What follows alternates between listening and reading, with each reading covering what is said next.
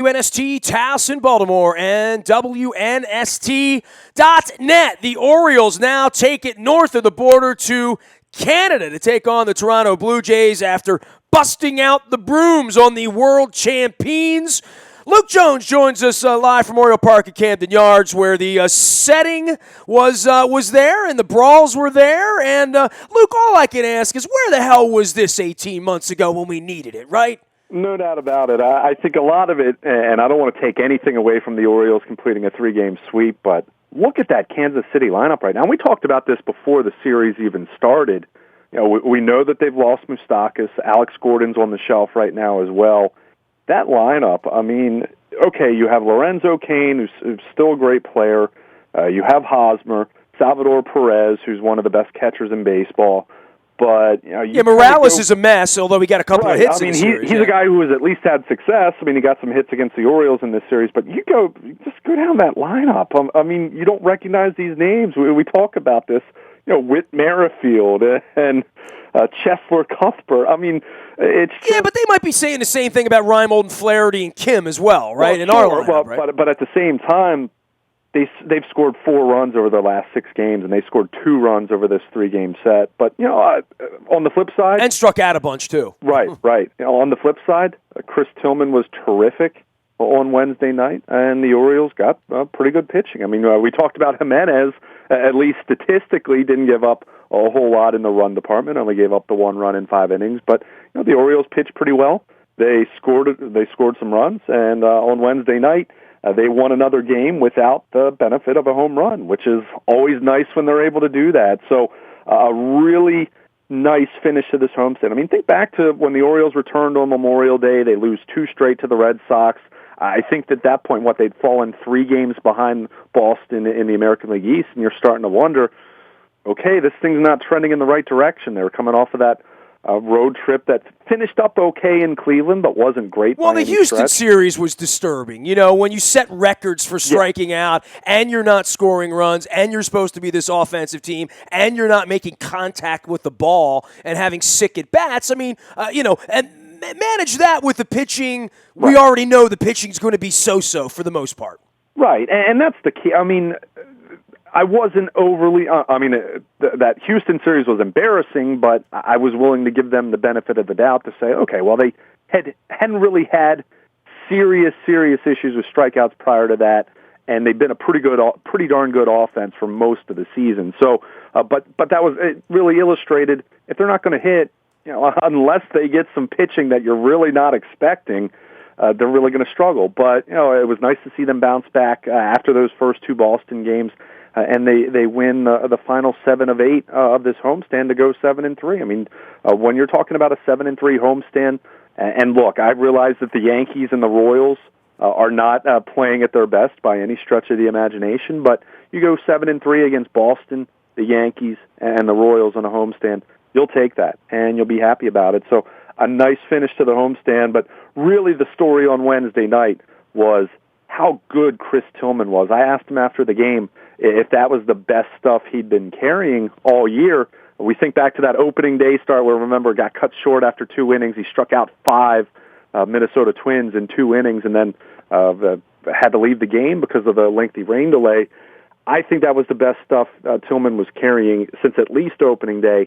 Really good fastball command, commanded the breaking ball, the slider, the changeup. I mean, he got lots of swings and misses, which is something that, he doesn't always do, and we've talked about the strikeouts being up for him this year, but matched his career high with 9 strikeouts, did not walk a single hitter, and, he gave up 8 hits over 7 1/3 innings, and you say, well, that's kind of high, but only a couple of those really were squared up. I mean, it was a lot of soft, harmless contact against Chris Tillman, and he was really, really good. Well, you saw it right away, right? He had a 6-pitch first inning. That won't happen all year for any of these guys. Yeah, it's that doesn't happen too often. And with him, he threw 110 pitches, 81 strikes. I mean, that is an excellent ratio. I mean, that is as good as you can get. Well, that's how you stay in there for 110 pitches. Right. Only went to. I went back and counted only 2 counts that he went to 3 balls even on a hitter. So, I mean, he was really, really good. And then come that 5th inning, the Orioles scratched together some runs as don't look now, but Ryan Flaherty suddenly, goes Utah Street on Tuesday night and then hits the big 2-run double in the bottom of the fifth. And really, that was all the Orioles would need. Jones adds a sac fly. Hyun-Soo Kim drives in a run with a single and also stole his first base in the major leagues. But they get that 4-run fifth inning. They didn't need anything else after that. Hey, Volquez was rolling, man. I mean, he was, it was a pitcher's duel. It was a quick ball game. It was 8:15, and it's the sixth inning. It was like one of those nights, but it was just that one inning that kind of got away. And, it really is, it says something when Flaherty, I mean, it goes back to the years when the team's been good, right? The years the team's been good, it's been the Taylor Teagardens, and those guys winning some games. And, as much as Flaherty's maligned and as much as he struggles with the stick, and, you say, well, he's a utility guy until he's not because Hardy breaks down or Machado is broken down. I mean, he's had to play a lot more than they would like for him to play. And when you look back on a game where he has one at bat that changes everything and has a little 2-game spell against the world champions where you can tie him to victories, that's a nice thing. It really is. And you just said it. I mean, the heart of the Orioles lineup on Wednesday night, Machado 0 for 4, 2 strikeouts. Trumbo 0 for 4, 4 strikeouts. Wieters goes 0 for 3. Scope goes 0 for 2. So, it was really the bottom of the order. And, they got some good at-bats from Alvarez. They got a couple good at-bats from Reimold, who drew 2 walks. And, as I said, Flaherty delivers there. And, that's something that you need to have over the course of a season, as you mentioned. I mean, 2014 and 2012, really the 2 years that stick out over the last 5, they had those unlikely heroes, and Ryan Flaherty's been that guy from time to time. And we've talked about it. He's had some stretches in his career where he's been a decent offensive player, and they really hadn't seen that at all from him this year until the last week or so. He's been swinging the bat well, and knowing that J.J. Hardy's still at least a couple more weeks away, and knowing that Manny Machado is going to have some kind of a suspension, you figure Flaherty's going to factor in there as well. So nice to see him contribute, and really the story was the bottom of the order, really giving them some nice at-bats in that game. And it was a game they didn't do a whole lot. I mean, Edison Volquez was kind of rolling along too, and he kind of had a Ubaldo Jimenez kind of collapse in the 5th inning. All right, Luke, so let's go through a couple of things. Machado, suspension, thoughts, when, where, how, all of that, and what's the vibe around the club on that note? Well, I mean, typically these types of things, the decision on a suspension is usually handed down within a couple days. So we should be hearing something here over the start of this Toronto series. Now, he's surely going to appeal it. I mean, I would be really surprised if he doesn't, especially if it ends up being on a little bit on the harsh side than what they're hoping. But, I mean, I think when you look at, and typically the appeal process, as you know, that can take a while. That can be something that can be heard within. Well, that's the jam of this whole thing, is that they always orchestrate it so that he'll miss 3 games against whatever series Buck wants him to miss. That's kind of how this feels like it always goes down to me.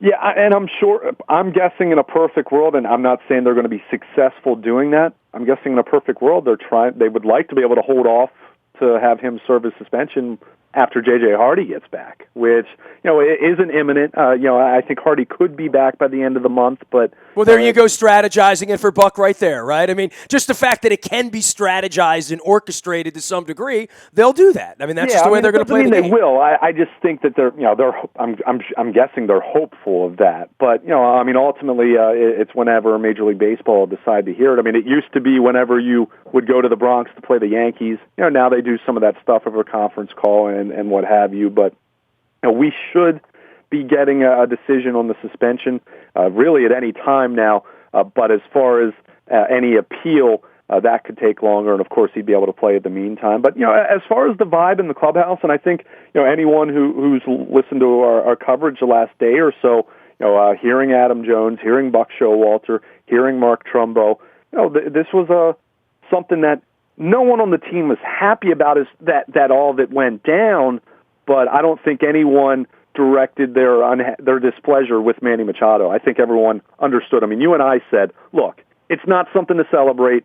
Personally, I'm not comfortable with hearing fans chant Manny, Manny over it, but at the same time... Well, the fans are meatheads. I mean, that's just where it is. But at the same time, he wasn't the one who instigated this. He wasn't the main culprit. I mean, I said it. No doubt. I said it on Tuesday and Wednesday that, it really, if you're going to hand out the blame, this is at least felt more 90% or more Yordano Ventura, and Manny could have handled himself a little better in the previous at bat. Sure, I'll put that on him, but didn't deserve to be hit over it. But I think overall, Buck talked about this a little bit more on Wednesday. 24 hours later, and said, "Look, we've been involved in these types of things in the past," and when he says we, he's talking really his managerial career, and these things are going to happen. You don't like it. He talked about the fact that it does run through your mind that kids are watching, and you want to not be involved in too much stuff like that. But he said at the very least, when something like this does happen, you want to feel like your side is on the right, at least that you feel that what you're doing is justified to some level. And he said that there's been times in his managerial career when it hasn't been that way, where he felt like maybe they haven't been on the right side. I think the overwhelming sense here was it was justified, as far as this wasn't Manny just completely flying off the handle, really like he did 2 years ago. I mean, we talked about this 2 years ago. There were players on his own team that talked to Manny, and there was a clubhouse meeting, and he got dressed down a little bit. They handled it, and I think moving forward, that's made him doesn't mean he's not a hothead from time to time, but I think he's learned from that. But got the sense this time around, his teammates in that clubhouse far more supportive and understanding of what happened, and they were very much in his corner. And you kind of saw that when it went down on Tuesday night when he charged the mound. The guys came out, and really they just wanted to pull him away, get him out of harm's way. And if you notice, there really wasn't. This wasn't really a full-scale brawl between two teams. It was really between two players, and everyone else kind of just wanted to get order restored quickly, and that's what you really want to see in the end. Well, okay, so a couple of things at work here. First off, there's just the higher level of a pitcher and a hitter, and the pitcher comes inside, the hitter jaws. The pitcher's Latin, takes it the wrong way, gets angry, says, oh, well, my way of getting even is beating you. Then there's the other side of this where Machado and Donaldson had their thing, and when it's a player on a player, the only way for the other team to retaliate for spikes high, right, is, if you're Chase Utley taking out a second baseman, right, the only way that comes back into the dugout if you're a position player by saying, all right, so now which one of us is going to get plunked because of your stupidity, right? So there's a pitcher mentality and there's a hitter mentality on both sides of this, and I would agree on this case that the Orioles are on the right side of justice, because what Oriole pitcher tried to take out a Royals player, right? So maybe there is the end of this, and I hear Dempsey and Bordick prattle on during the broadcast on Wednesday night about how it's over and it's been settled. Yeah, you think it's been settled? You haven't seen the Royals the rest of the year, right? So I don't know that it's ever really settled like that. I don't know that Manny Machado and Donaldson are settled. I don't know that Messina and Hasselman settled 20 years later, because we still talk about it, right? But I think the only way it tries to get settled is when justice takes over, and that's when the commissioner gets involved, the Players Association gets involved. But, I hear what you're saying. This will be handled internally and all that. Handled internally usually means 18 months from now, some game when Ventura's pitching for the Cubs and the Orioles go into Wrigley and he gets an opportunity. He'll take it out on, not Machado, but whoever Machado, Scope, whoever's best friend on the team is. That's kind of how this has worked over my 35 years of watching this. Well, and that's why how I feel about this idea of players and teams policing themselves, because so many times, and in some cases it does stop. There have been some where you don't hear anything more about it. In this case, it should be over, and I stress should, because Ventura hit Machado, and then Machado went out and hit Ventura. So, what needs to continue there? Now, does that mean it is over? Well, these teams aren't playing anymore in 2016 unless they come together in the postseason. So, Machado now has a reputation whether he wants it or not. Maybe it's a reputation if he will come out and punch you. When you throw a bat at someone, you're going to have that reputation, and you deserve that reputation, quite frankly. But as far as this, on Wednesday night, Chris Tillman was all about business. Chris Tillman was all about taking care of a lineup that really struggled and, wasn't going to give them any reason to get fired up, wasn't going to give them any kind of an opening to, get a runner on base, even, on a cheap hit by pitch or anything like that. So, then you take after the brawl, there was the double middle finger of hitting 2 home runs, right? Sure, immediately after the brawl. That's the way you really get even. You beat them. You kick their butts. And, that's what the Orioles were able to do over this 3-game sweep. So, we'll see. I mean, the next time these teams play each other, whether it ends up being in October, whether it ends up being, next April or May or June, I mean, we won't really know. You hope it is over. I think there's reason to cautiously be optimistic that it could be over because both sides kind of got there, so to speak, but you never really know. And, it doesn't take much for something to get started back up. And, you just alluded to Machado Donaldson. That's been quieter in the 2 years since that occurred. It's been just over 2 years now. But, Orioles are going to Toronto over the weekend, and we know that there's a history between these two teams that maybe hasn't gotten as ugly as what we saw on Tuesday night, but that's something you always keep in the back of your mind as well. So that's my big thing whenever you're talking about, the game takes care of itself, the players take care of it themselves. Well, do they really? In some cases, maybe that does happen, but in a lot of cases, it just goes on and on and on, and you say, well, there's not getting even. It's then, okay, well, then I need to one-up the next guy, and it just goes on forever. That's why I've said all along, Major League Baseball wants to really do something about it. They need to have stiffer penalties that really discourages this kind of nonsense. Luke Jones will be covering all things Orioles all weekend long as the Birds fly the coop north of the border to Toronto. You and I should have gone on a plane and gone up there this weekend. We'd have had some fun in Toronto, north of the border. First place Baltimore Orioles, Luke Jones, correct? And for the Blue Jays, good to see their best pitching over the weekend. And I know, Tillman's been spent up now until next week. Wilson and Stroman. Stroman has struggled. He's been their great hope, much like Ventura has been a disappointment. Gausman and Estrada on Friday. Wright and Happ on Saturday afternoon. That's a 1 o'clock game. Beware that. As well as an afternoon game on Sunday with Sanchez and Jimenez. I guess the Blue Jays right now playing some better baseball for them and climbing into this thing. This is a big series for the Blue Jays. Oh, there's no doubt about it.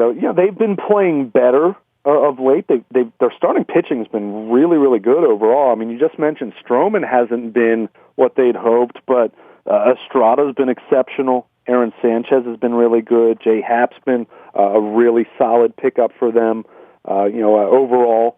But they've pitched a lot better than anyone thought from a rotation standpoint. Their offense hasn't been nearly as potent as it was a year ago. I think you still look at that lineup and you still think, that offense is still going to be up near the top before the season's over.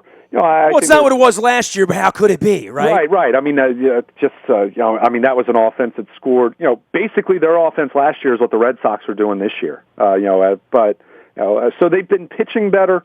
Their bullpen, I think, is still that's still a concern for them overall. But they're the team that looks like they're going to be able to hang around with the Red Sox and the Orioles.